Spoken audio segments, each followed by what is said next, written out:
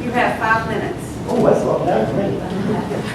Thank you very much. I really appreciate your presentation. I appreciate your concern. Why did God give us this plant? According to the Word, it says, for our sustenance, He gave us all seed-bearing plants. Marijuana is medicine. It's simply a forbidden medicine. There was two scientists from Johns Hopkins University that were given a grant from the federal government, probably under NIDA, to study marijuana to see if it was a medicine. They usually study negative reports. That's what they wanted to come out with, a negative report. They came out and they actually wrote the book, Marijuana, the Forbidden Medicine, and talked about why it was potent medicine. Now, there are studies on smoked marijuana. Dad wants to look this one up now.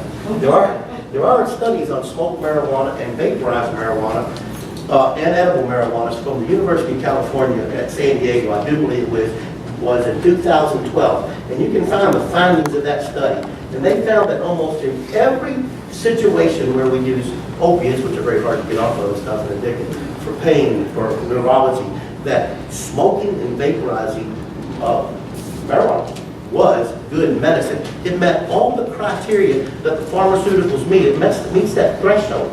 When they test the drug, they give you a placebo. And then a placebo has almost a 30% effect on someone. Just the concept of you going to get better or release from pain brings you release in pain. Most of the drugs that they put across the counter, pharmaceutical companies who are killing everybody's livers, kidneys, and other vital organs, they kill them. 50% of liver problems in the United States right now are directly related to Tylenol, and nobody's going after Tylenol. So Tylenol is a carrier for many of these opiates that people are putting in the system from the pharmaceuticals. This study from the University of California, San Diego, was under the watchful eye of the DEA, NIDA, watched every step, they used the most eminent doctors in the United States, and it was peer-reviewed throughout the United States. Now, the NIDA will not allow the study, though. They stifle the study so bad, and it does need to be opened up. It does need to be open for full research with scientists who can look at this.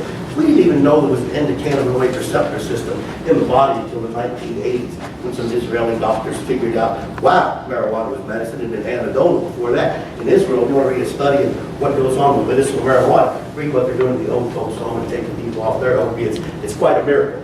About a third of the medical community in Israel absolutely still reject all of it and say, oh no, it's all garbage and stuff. And a third of them don't care, and a third of them are using it quite senior homes and stuff.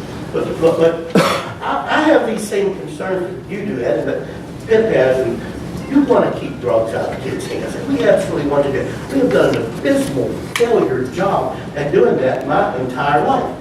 The only way to really, and I've never talked about legalization of marijuana. I have only spoken public ever about medicinal marijuana, because I strongly believe, and I've looked for a long time, and I'll put all of our literature together, and we'll pull it all together, we'll look at all of it scientifically and broad-based. I am so that marijuana is good medicine for so many modalities. The doctors at the University of Louisville Translational Research Center, they're not old enough to stand before us, but the head guy tells us we tell lots of our patients to get marijuana. The nurses tell me, oh, we get marijuana for our parents, our nephews and in-laws, whoever's sick. We get that one because it is effectual medicine. I'm almost done. I have 1 minute.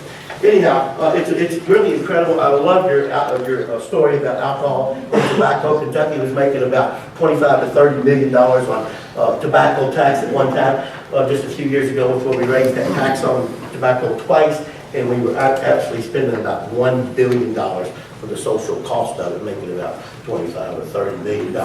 46,000 people killed by alcohol annually in the United States.